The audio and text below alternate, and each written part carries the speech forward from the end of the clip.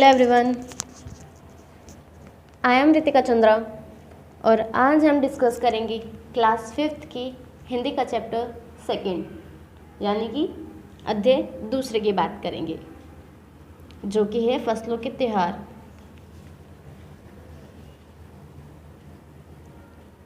I think आप सब लोग जानते होंगे कि फसलों के त्योहार क्या होते हैं, किसे कहा जाता है।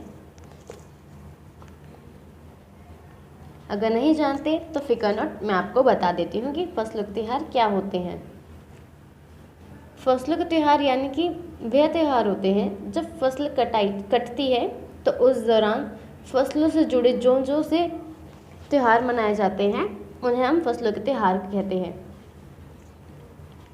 14 जनवरी को लगभग पूरे भारत देश में फसलों से जुड़ा त्योहार मनाया जाता है। यहाँ एक लड़की है जो कहानी बता रही है फसलों के त्योहार की। चलो आगे हम बढ़ते हैं हम फसलों के त्योहार के चैप्टर पर। इस वीडियो में हम चैप्टर की समरी और मेन पॉइंट्स की बात करेंगे। समरी कुछ इस तरह है। भारत के अलग अलग भागों में फसलों के त्योहारों को अलग अलग प्रकार से मनाया जाता है। ये माना जाता है कि फसलों का त्योहार आने पर ठंड कम हो जाती है, लेकिन इस बार सूरज का इंतज़ार अभी भी जारी है। घर में हो रही चहल पहल से पता चल रहा था कि फसलों का त्योहार मनाने की तैयारियां चल रही थी। पूजा के लिए केले के पत्तों पर गुड़, तिल, चावल के छोटे छोटे ढेर बनाए गए थे। पूजा के बाद उन्हें दान में दिया गया था, जो कि अक्सर हम लोग दान में चीज़ें देते हैं। अप्पी दीदियाँ यानी कि बड़ी बहन को अप्पी दीदियाँ कहा जाता है। बुरी फंसी, क्योंकि खिचड़ी का त्यौहार होने की वजह से उन्हें भी चूड़ा दही व खिचड़ी ही खाने को मिली। खिचड़ी का त्यौहार यानी कि यहाँ पे बात हो रही है मकर संक्रांति की, जो कि हम लगभग 14 जनवरी को मनाया जाता है। चूड़ा दही एक खाने की डिश है जो उन्हें बिल्कुल पसंद नहीं थी। खाना खाने के बाद तिलकुट और गुड़ को सबने बड़े चाव से खाया, यानी कि बहुत खुश होकर खाया। फसलों के त्योहार के साथ सभी प्रांतों में रहने वाले लोगों की खुशियाँ जुड़ी हुई थी। प्रांतों से मतलब है वहाँ के एरिया। सभी प्रांतों में रहने वाले लोग इससे अपने अपने ढंग से मनाते हैं। फसलों के त्योहार को अलग अलग प्रांतों में अलग अलग नामों से जाना जाता है, जैसे कि उत्तर प्रदेश, बिहार में मकर संक्रांति या तिल संक्रांति कहा जाता है। वहीं दूसरी तरफ असम में बिहू, केरल में ओणम, तमिलनाडु में पोंगल और पंजाब में लोहड़ी। ऐसे बहुत सारे शहर हैं जहाँ पर मकर संक्रांति को अलग अलग नामों से जाना जाता है। झारखंड में इसे सहरूल के नाम से जाना जाता है। वे 4 दिन तक इसका जश्न मनाया जाता है। इस दौरान प्रकृति पूजा, नाच गाना, चंदा मांगना व धान की पूजा होती है। धान यानी कि जो हम खेतों में उगाते हैं। तमिलनाडु में खरीफ की फसल काटी जाती है। वे नए चावलों में गुड़ एवं दूध डालकर उसे पकाने के लिए धूप में रख दिया जाता है।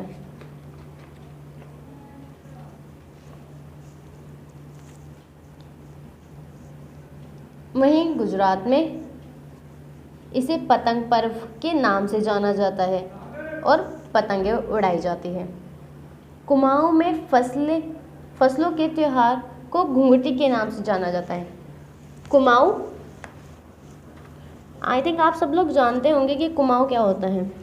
कुमाऊं एक उत्तराखंड के राज्य का नाम है, यानी कि एरिया का नाम है। वहाँ पर कुमाऊं बोली भी बोली जाती है। घुंघटी के नाम से भी जाना जाता है। घुंघटी के नाम से कौन जाना जाता है? मकर संक्रांति जानी जाती है। आटे और गुड़ के पकवान बनाकर उन्हें माला में पिरोया जाता है, यानी कि माला में डाल दिया जाता है और पहाड़ी पक्षियों को वापस बुलाने के लिए उन्हें खिलाया जाता है, क्योंकि ठंड होने की वजह से जो पक्षी होते हैं वो पहाड़ों में जाके बस जाते हैं और जल्दी से बाहर नहीं आते,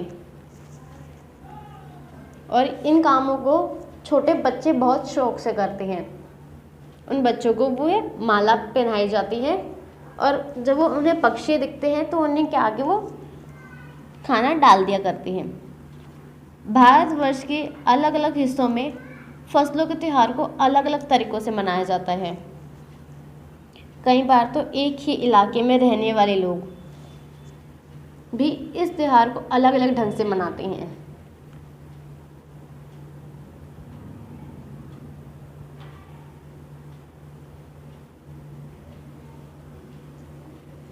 कहीं अनाज की खिचड़ी बनती है तो कहीं गुड़ में चावल की खीर। कहीं दिन स्नान किया जाता है। इस दिन तिल का विशेष महत्व होता है। मकर संक्रांति के दिन तिल को पानी में डालकर स्नान करने से, दान करने से, आग में डालने से व तिल के पकवान बनाने की भी प्रथा है।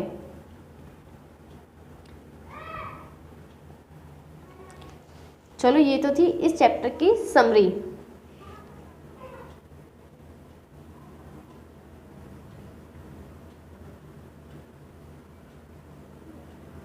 अब हम बात कर लेते हैं इस चैप्टर के थोड़े मेन पॉइंट्स की।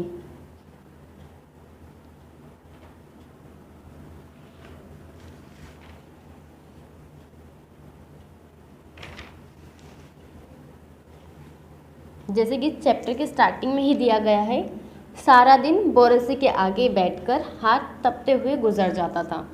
बोरसी का मतलब होता है अंगीठी, जो कि हम लोग लगभग सर्दी स्टार्ट होने पे ही हम जलाना स्टार्ट कर देते हैं, जिसे हम स्टोव या बेल ग्रेट भी कहते हैं।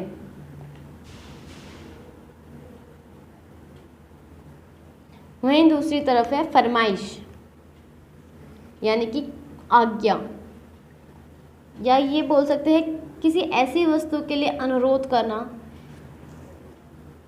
जो हमें चाहिए होती। जैसे कि हम अपने पेरेंट्स को कहते हैं कि हाँ, आज मेरा ये खाने का मन है, ये खाने का मन नहीं है, तो उसे कहा जाता है फरमाइश करना, जिसे इंग्लिश में पेटिशन भी कहते हैं।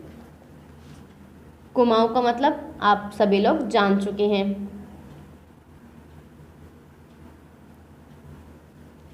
अब ये है जैसे कि सामने मछिया पर खादी की सफ़ेद साड़ी पहने हुए दादी बैठी हुई थी।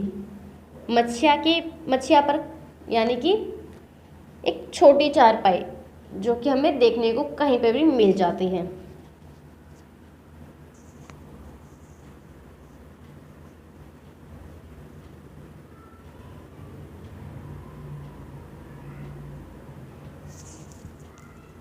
गंडेरी पिरोई, यानी कि ईख जो होती है उसको हम माला में पिरो देते हैं, जिसे शुगर कैन भी कहा जाता है। सैलाब का मतलब होता है यानी कि ओवरफ्लो हो जाना पानी का, या ये बोल सकते हैं नदी में बाढ़ आ जाती है, जिसकी वजह से बहुत सी चीज़ों पे हमें नुकसान होता है, उसे सैलाब कहा जाता है। ठिठुरना, सर्दी में शरीर के किसी अंग को कांपना।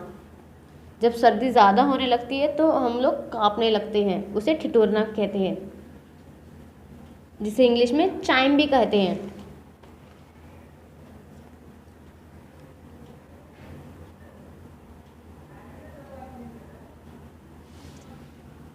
हाँक, हाँक का मतलब होता है ज़ोर से पुकारना, जैसे कहते हैं हाँक लगाना। घुंघटिया का मतलब आप सभी लोग जान गए होंगे, फिर भी मैं आपको एक बार बता देती हूँ घुंघटिया का मतलब क्या होता है। उत्तराखंड के कुमाऊं क्षेत्र में मकर संक्रांति के त्यौहार को धूमधाम से मनाया जाता है, जिसे घुंघटिया भी कहा जाता है। आई होप आपको मेरी वीडियो पसंद आई होगी। प्लीज़ इसे लाइक, शेयर, कमेंट और सब्सक्राइब करना ना भूलें।